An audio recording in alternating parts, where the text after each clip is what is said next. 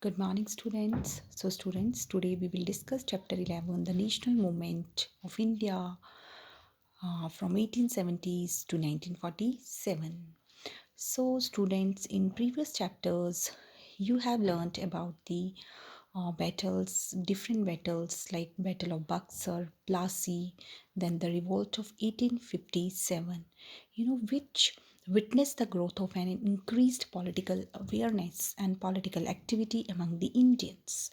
We can say that began to develop a sense of feeling that Indians share a common history and have common goals for the future brought them together.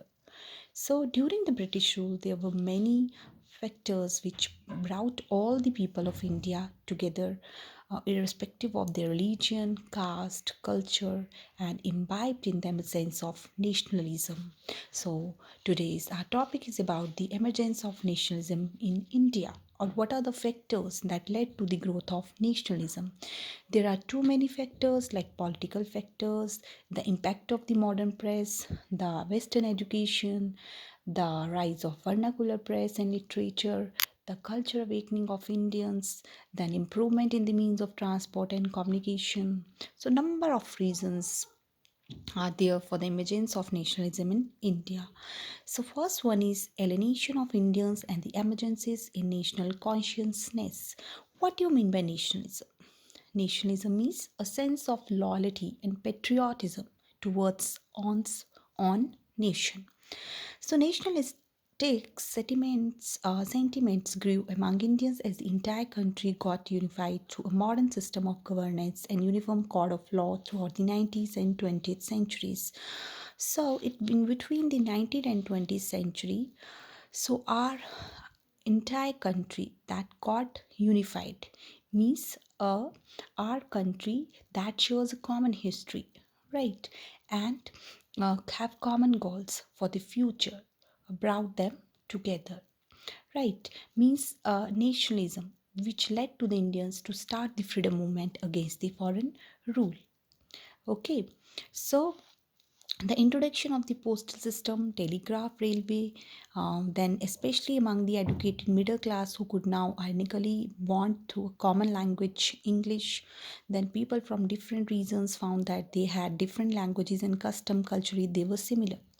So overall, we can say that the British rulers they brought about a political, administrative unification of the country, the uniform system of law, right, that brought all Indians that work under a single system of law, with the introduction of revenue collections, judiciary, currency. The British established an administrative unity, right. Then introduction of the Western education that encouraged the growth of nationalism in India. That Western education exposed Indians to the idea of nationalism, liberty, then a feeling of equality, democracy that helped the growth of the nationalist feelings. Inspired by the nationalistic, democratic, secular idea of the West, the educated Indians started awakening. They started awakening. Then the political and national consciousness of the Indian people through their speeches, writing. The role of vernacular here, the growth of the newspaper and literature in regional languages that became an important medium for the spread and exchange of ideas and discussion about the exploitative nature of the British policies. Okay, the revolutionary ideas means after this vernacular press, the revolutionaries' ideas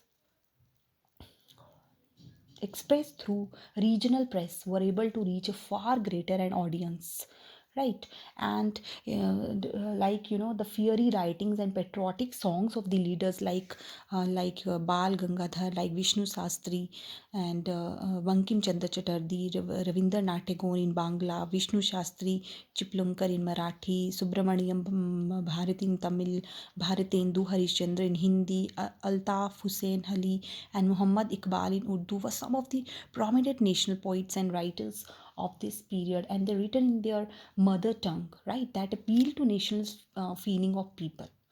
Okay, so you just think about this, that how could the vernacular press reach a wider audience than the English press, because they were using their own language, their own mother tongue. That is why. So next is the certain laws were passed by the British in between 1817 and 80s.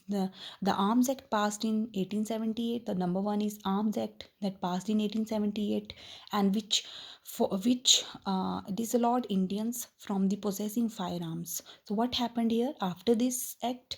The Indians, they forbid from carrying weapons. Forbid means they refused from carrying weapons. In the same year, the Vernacular Press Act was also passed, and those who were critical of the government, the act allowed the government to